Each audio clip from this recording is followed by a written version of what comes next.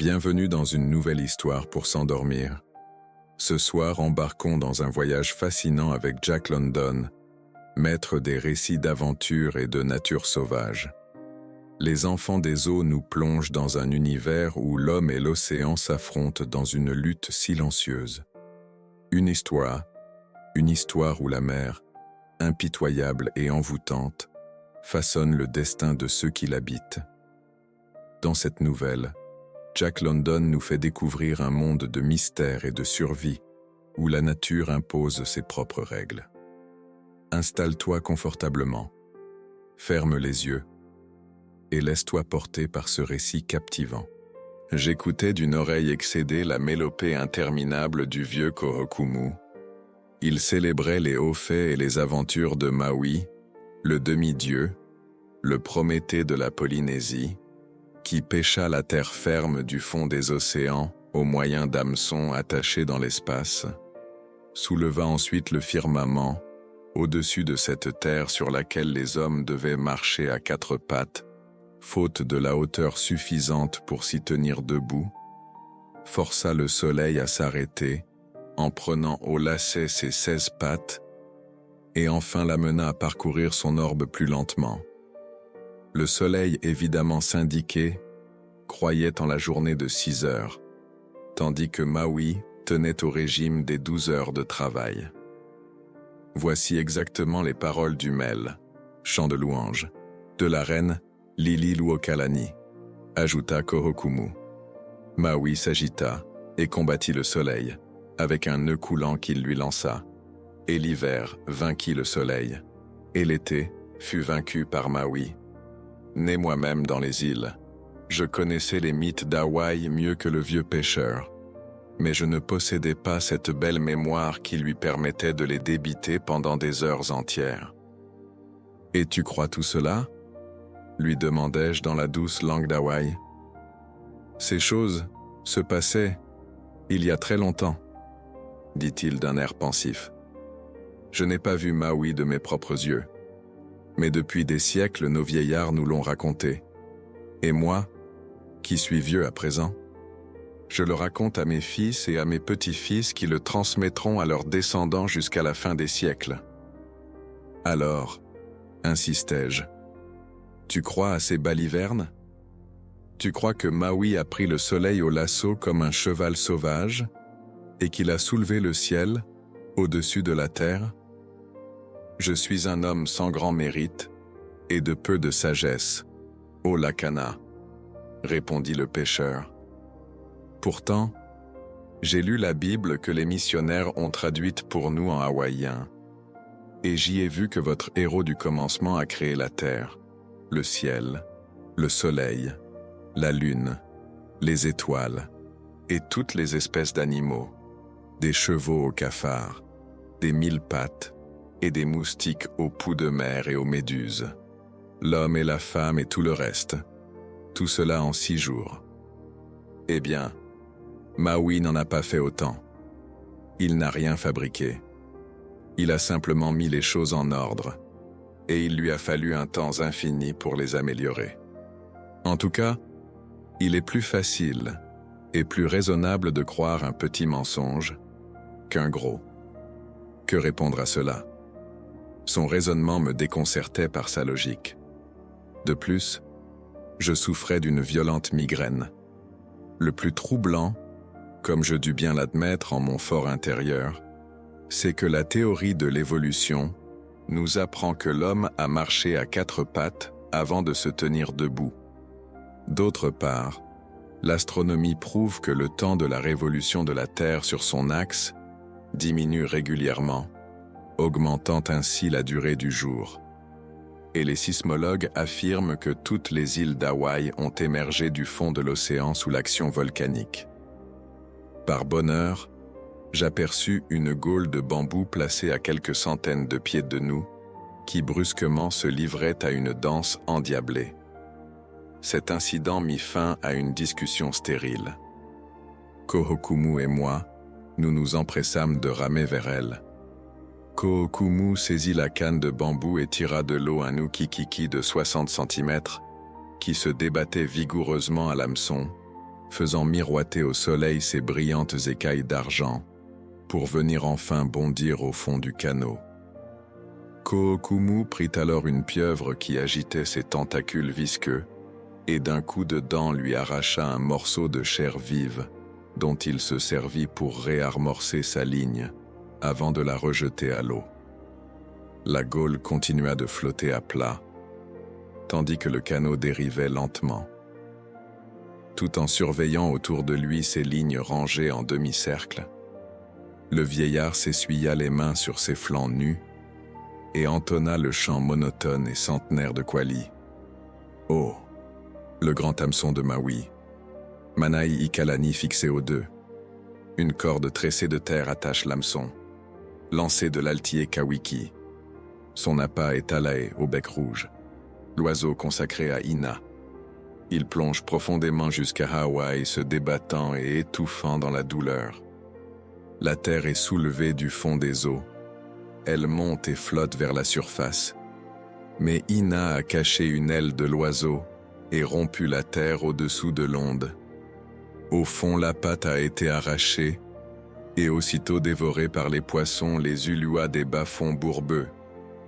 Sa vieille voix criarde, enrouée par de trop nombreuses libations aux obsèques de la veille, ne laissait pas de m'irriter. La tête me faisait mal. Le reflet du soleil sur l'eau m'éblouissait, et les secousses de la pirogue sur les vagues me donnaient le mal de mer. L'air était lourd. Du côté de Waihi, entre la plage blanche et le ciel, pas un souffle de brise n'atténuait la chaleur suffocante. Je me sentais vraiment trop désemparé pour prendre moi-même la décision d'abandonner la pêche et de retourner au rivage. Allongé sur le dos, les yeux fermés, je perdais la notion du temps. J'oubliais jusqu'au chantonnement de Ko'okumu quand il se rappela à mon esprit par sa brusque interruption. En même temps, une exclamation de l'homme me fit ouvrir les yeux sous la lumière ardente du soleil. Le vieillard regardait dans l'eau au moyen de la lunette de mer. « C'en est une grosse, » fit-il, en me passant l'instrument. Il se laissa glisser par-dessus bord et s'enfonça dans l'eau, les pieds les premiers, sans un éclaboussement, sans même un remous. Puis il se retourna et se mit à nager vers le fond. Je l'observais à travers la lunette, formée d'une simple boîte oblongue de 60 cm de long, ouverte en haut, l'extrémité inférieure fermée hermétiquement par une feuille de verre ordinaire. Certes, Ko'okumu m'agaçait et son incessant bavardage me rendait de mauvaise humeur. Cependant, je ne pouvais me défendre de l'admirer. À plus de 70 ans, maigre comme un cure-dent et ridé comme une momie, il réalisait ce que peu de jeunes athlètes de ma race eussent osé faire. À 15 mètres de profondeur, je discernais son objectif, en partie caché sous l'avancée d'un bloc de corail. Les yeux aigus de Ko'okumu avaient aperçu un énorme tentacule de pieuvre. Tandis qu'il nageait, le tentacule se rétracta lentement et l'animal disparut tout à fait. Une pression de 15 mètres d'eau, dangereuse même pour un jeune homme, ne semblait nullement incommoder cet ancêtre. Je suis persuadé qu'il n'y songeait même pas. Sans armes, le corps nu à part un pagne étroit, il affrontait avec calme la formidable créature. Je le vis s'arc-bouter de la main droite au bloc de corail, tandis que son bras gauche s'enfonçait au-dessous jusqu'à l'épaule. Une demi-minute s'écoula pendant laquelle sa main gauche sembla tâtonner. Puis les tentacules s'agitant frénétiquement, avec leurs milliers de ventouses, apparurent l'un après l'autre et s'enroulèrent comme des serpents sur le bras du pêcheur. Enfin, d'une dernière secousse, l'homme arracha la pieuvre entière de dessous le rocher. Cependant, Ko'okumu ne se pressait pas de regagner son élément naturel à 15 mètres au-dessus. Enveloppé de cette pieuvre d'au moins 3 mètres d'envergure et capable de noyer le nageur le plus solide, Il accomplit tranquillement le seul acte susceptible de lui assurer la victoire sur le monstre. Il poussa sa maigre tête d'épervier dans la masse visqueuse et grouillante, et de ses vieux crocs mordit la bête en plein cœur. Puis, il regagna la surface, lentement, comme un nageur doit le faire pour changer de pression. Près du canot et toujours dans l'eau, tandis qu'il décollait de ses membres l'effroyable dépouille, l'incorrigible vieux luron entonna l'hymne de triomphe que des générations sans nombre de pêcheurs de pieuvres ont chanté avant lui. Ô Kanaloa des nuits sacrées, dresse-toi sur le fond solide, dresse-toi sur le fond où se tient la pieuvre, dresse-toi pour l'arracher à la mer profonde. Debout, ô Kanaloa, que la pieuvre aplatie s'éveille, que la pieuvre aplatie étende. Je fermais les yeux et me bouchais les oreilles, sans lui offrir mon aide, certain qu'il remonterait seul dans l'esquif instable sans le moindre risque de le faire chavirer. Une bien belle pieuvre, chantonna-t-il. C'est une femelle. Je vais maintenant te dire le chant du coris. Le coris rouge qui nous sert d'appât pour la pieuvre. Tu t'es comporté ignominieusement hier, aux obsèques, lui dis-je pour lui imposer silence. On m'a tout raconté. Tu as fait beaucoup de bruit, et tu as assourdi tout le monde par tes chants. Tu as bu comme un trou. Ces excès ne valent rien à ton âge. Un beau jour, tu te réveilleras dans l'autre monde. Aujourd'hui, tu devrais être sans force. Il éclata de rire. Toi qui n'as pas bu de rasade, qui n'étais pas né alors que j'étais déjà un vieil homme, qui t'es couché hier en même temps que le soleil, et les poules, tu ressembles à une loque. Explique-moi la raison. Mes oreilles ont autant soif d'apprendre que mon gosier avait soif de boire hier. Pourtant, aujourd'hui, je suis, comme disait cet Anglais venu ici sur son yacht, je suis en bonne forme, en excellente forme. Je renonce à comprendre, lui répliquai-je en haussant les épaules.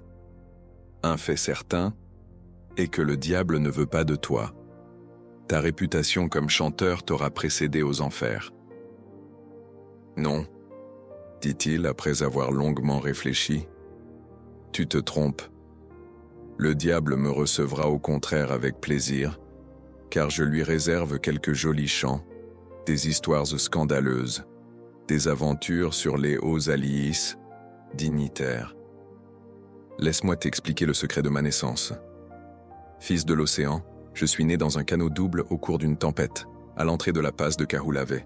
C'est de la mer que je tiens ma force. Quand je me jette dans ses bras pour l'embrasser, comme je l'ai fait tout à l'heure, je recouvre aussitôt ma vigueur. Pour moi, elle est la mamelle nourricière, la source de vie. Ô man denté, songeai-je. Quelques jours, poursuivit Kohokumu, quand je serai vraiment vieux, les hommes me croiront mort en mer. À la vérité, je serai retourné dans les bras de ma mère pour reposer sur son sein jusqu'à ma seconde naissance. Alors j'émergerai au soleil, éclatant de splendeur, comme Maui lui-même dans sa jeunesse dorée. Drôle de religion, remarquai-je. Autrefois, je me suis tracassé pour des religions bien plus bizarres. Mais, ô jeune sage, écoute ma vieille sagesse. Plus je vieillis, moins je cherche la vérité en dehors de moi. Je la découvre en moi-même. Pourquoi ai-je pensé à ce retour à ma mère et à ma nouvelle naissance au soleil? Tu ne l'ignores pas. Moi aussi, mais sans que la voix d'un homme me l'ait murmuré ou que je l'ai vu imprimé, cette pensée a jailli des profondeurs de mon esprit. Je ne suis pas un dieu. Je ne crée rien. Aussi n'ai-je pas créé cette pensée. Je ne lui connais ni père ni mère. Elle existait longtemps avant moi. Elle est donc vraie. L'homme n'invente pas la vérité. À moins qu'il ne soit aveugle, il se borne à la reconnaître quand il la rencontre. Cette pensée, fille de mon cerveau, Est-elle un songe? C'est peut-être toi qui es un songe, plaisantai-je. Et moi, le ciel, la mer, la terre, nous sommes aussi des songes, rien que des songes. Je l'ai souvent pensé, répondit-il avec calme. Tout cela est possible. L'autre nuit, en rêve, je me voyais une alouette, une mignonne alouette qui chantait dans le ciel, comme celle des hauts pâturages de Haleakala. Et je volais, haut, très haut, vers le soleil en chantant, comme jamais ne l'a fait le vieux Kohokumu. Je te dis que j'ai fait ce rêve. Après tout, ne serais-je pas, en réalité, cette alouette qui chantait? Et le fait de te raconter tout cela ne serait-il pas un rêve que moi, l'alouette, je fais en ce moment? Qui es-tu pour m'affirmer le contraire? Ose me dire que je ne suis pas une alouette endormie rêvant qu'elle est le vieux Kohokumu? Je haussai les épaules, et il poursuivit triomphalement. Sais-tu si tu n'es pas toi-même le vieux Maui rêvant dans son sommeil qu'il est John Lakana, en conversation avec Kohokumu dans un canot? N'est-il pas possible que tu te réveilles dans la peau de Maui et que, te grattant les côtes, tu me dises que tu viens de sortir d'un rêve bizarre où tu t'imaginais être un blanc? Je n'en sais rien, lui concédai-je. Du reste, tu ne me croirais pas. Les rêves contiennent plus de vérité qu'on ne s'imagine, affirma-t-il avec solennité. Ils peuvent remonter loin, très loin, jusqu'au commencement du monde, et peut-être avant. Le vieux Maui avait-il simplement rêvé qu'il arrachait Hawaï du fond de la mer? Alors, cette terre ne serait qu'un rêve et toi, et moi, et cette pieuvre, de simples détails du rêve de Maui? Et l'alouette aussi? Il poussa un soupir et sa tête s'inclina sur sa poitrine. Je tourmente ma pauvre tête avec des secrets impénétrables, reprit-il, jusqu'à ce que, fatigué, je cherche à oublier. Alors je bois, je vais à la pêche, j'entonne des vieux chants et je me crois une alouette gazouillant dans le soleil. C'est ce rêve que je préfère, et il me vient lorsque j'ai beaucoup bu. Déprimé, il se mit à observer les fonds du lagon à travers la lunette. « Cela ne mordra pas d'ici un moment, » annonça-t-il. « Les requins se promènent, et il nous faudra attendre leur départ. Afin de passer le temps, je vais te chanter la chanson des pagayeurs dédiée à Lono. Donne-moi le tronc de l'arbre. Oh, Lono. Donne-moi la grosse racine de l'arbre. Oh, Lono. Donne-moi le fruit de l'arbre. Oh, Lono. Je l'interrompis tout court. De grâce, tais-toi. J'ai mal à la tête et tes chansons m'agacent. Tu es peut-être en excellente forme, mais pas ton gosier. Raconte-moi plutôt des songes ou des mensonges. Quel dommage que tu sois malade, toi si jeune, déclara-t-il sans s'affecter. Eh bien, je ne chanterai plus. Je te raconterai quelque chose que tu ne connais pas encore. Ce n'est ni un rêve ni une plaisanterie, mais une histoire vraie. Je le sais, tout récemment encore vivait ici sur la grève du lagon un jeune garçon nommé Keikiwai, autrement dit, tu le sais, enfant des eaux. Il méritait vraiment cette appellation. Il adorait les dieux de la mer et des poissons. Il comprenait le langage des poissons, mais ceux-ci l'ignorèrent jusqu'au jour où les requins s'en aperçurent à leurs dépens. Voici comment la chose arriva. Des coureurs rapides avaient apporté cette nouvelle. Le roi accomplissait un voyage autour de l'île et ordonnait aux habitants de Waihe, que tu vois d'ici, de lui préparer pour le lendemain un luau, festin. Il arrivait toujours accompagné de son épouse avec ses suivantes, de ses prêtres et sorciers, de ses danseurs, joueurs de flûte et chanteurs de hula, de ses guerriers et de ses serviteurs, de ses grands chefs avec leurs femmes, leurs sorciers, leurs soldats et leurs domestiques. Dans les pays peu importants comme Waihe, Les privations et la famine suivaient fréquemment son passage. Mais un roi a droit à la nourriture, et on risque gros à encourir son courroux. Ainsi donc, la nouvelle produisit à Waihe l'effet d'un désastre, et tous ceux qui, dans les champs et les étangs, à la montagne et à la mer, veillaient à l'approvisionnement de vivres se mirent à l'œuvre. Et, remarque-le bien, on parvint à tout réunir, depuis le meilleur taro jusqu'au nœud de canne à sucre pour les rôtis, des opiolimus, mollusques, des volailles aux cochons sauvages et aux petits chiens nourris de bouillie, tout, sauf une chose. Les pêcheurs ne purent réussir à prendre un seul homard. Sache que le morceau préféré du roi était le homard. Il l'appréciait par-dessus tout. Ses coureurs l'avaient spécialement indiqué. Voilà qu'on ne trouvait pas de homard, et il ne vaut rien d'irriter un roi gourmand. Trop de requins infestaient le lagon. Ils avaient déjà dévoré une jeune fille et un vieillard. Parmi les jeunes hommes qui avaient osé plonger pour attraper les homards, l'un avait été mangé, un autre avait perdu un bras, un autre un bras et une jambe. Alors on pensa à Keikiwai, l'enfant des eaux. Âgé de 11 ans seulement, il connaissait le langage des poissons. Les notables du pays allèrent voir son père et lui demandèrent d'envoyer l'enfant des eaux pêcher des homards, afin de satisfaire l'appétit du roi et d'éviter son courroux. Les faits suivants ont eu pour témoins tous les gens de Waihe. Les pêcheurs et leurs femmes, les cultivateurs et les chasseurs d'oiseaux vinrent se planter sur le bord du rocher, derrière l'enfant des eaux qui regardait les homards, tout au fond de l'eau. Un requin, levant à la surface ses yeux de chat, l'aperçut et envoya, dans son langage, l'appel qui signifie « viande fraîche » pour rassembler tous ses camarades du lagon. Ces bêtes-là travaillent en groupe. C'est ce qui fait leur force. Les autres requins accoururent, et bientôt on en vit une quarantaine. Des grands, des petits, des gras et des maigres.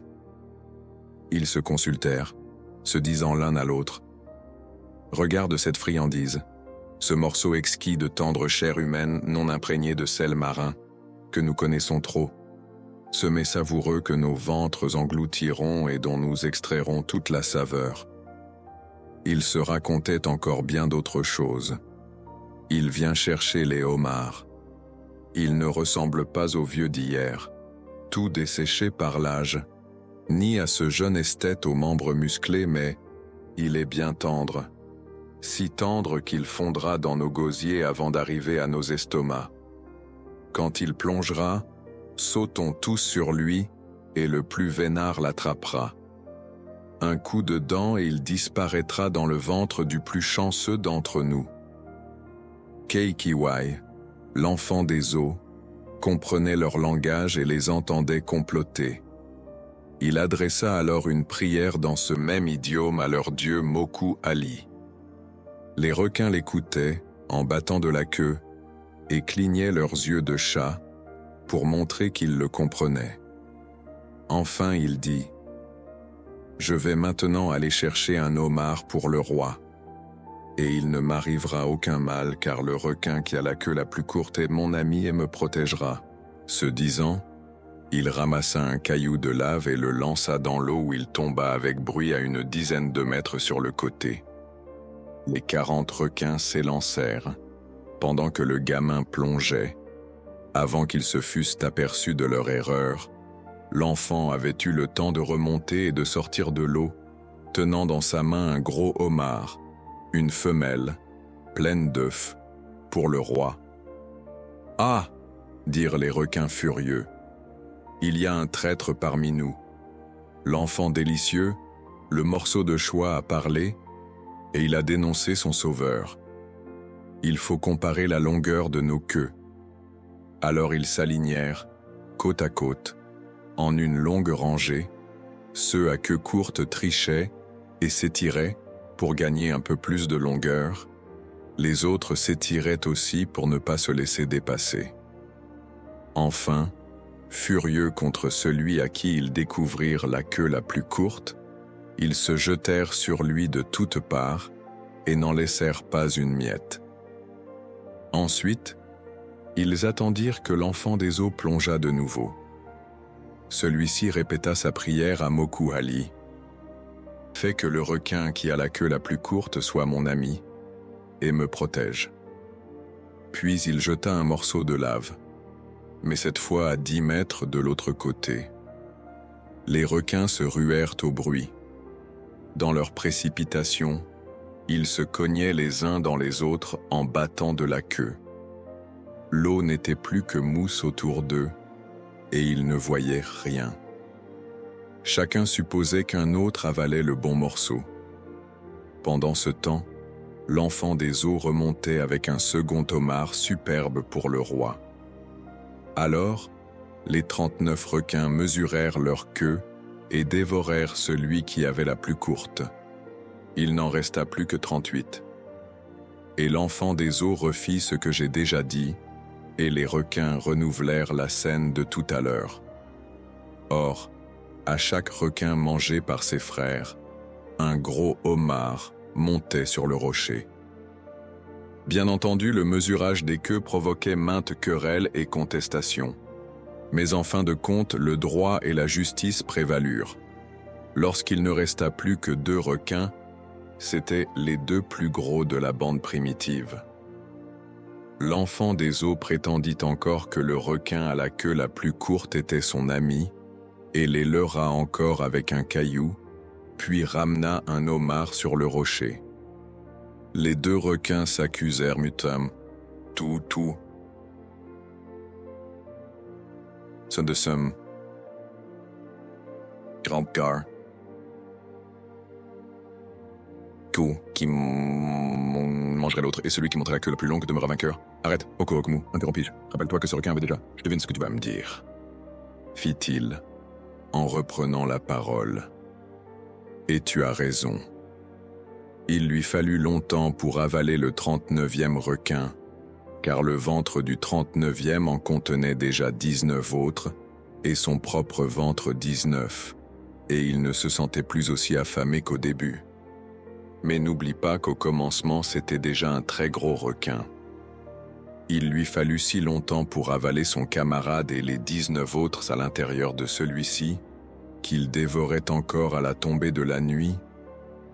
Alors les gens de Waihe rentrèrent chez eux, emportant quantité de homards pour le festin du roi. Et le lendemain matin, sur le rivage, ils ramassèrent le dernier requin crevé, le ventre éclaté d'avoir tant mangé. Kookumu marqua un temps d'arrêt et ses yeux rusés se fixèrent sur les miens. « Attends, ô Lakana, dit-il, arrêtant le flot de paroles qui me venaient aux lèvres. Tu voudrais insinuer que je n'ai pas vu tout cela de mes propres yeux et que par la suite je raconte sans savoir. Mais je puis prouver ce que j'avance. Mon grand-père a connu le petit-fils de l'oncle du père de l'enfant des eaux. Et, là-haut, sur cette roche, se trouve l'endroit d'où il plongeait. Moi-même, j'ai plongé de cette pointe d'où l'on voit des homards et aussi des requins. Et là, au fond, je le sais, car je les ai vus et comptés, moi-même, se trouvent les 39 morceaux de lave jetés par l'enfant des eaux comme je te l'ai expliqué. Mais, comment sais-je? Il ne me laissa point parler. « Vois » s'écria-t-il. Pendant que nous bavardions, le poisson a recommencé à mordre. Il me montra 3 des cannes de bambou qui menaient une danse frénétique, indiquant que des poissons se débattaient au bout des lignes. Tout en appuyant sur sa pagaie, il murmura à mon intention. « Je le sais. Les 39 morceaux de lave sont toujours là. Tu peux les compter toi-même quand tu voudras. Je sais ce que je dis et la preuve en est là. » Ainsi s'achèvent les enfants des eaux. un récit où la mer et ses mystères façonnent des vies entières. À travers cette nouvelle, Jack London nous rappelle combien l'homme est petit face aux forces de la nature, mais aussi combien il peut s'adapter pour survivre.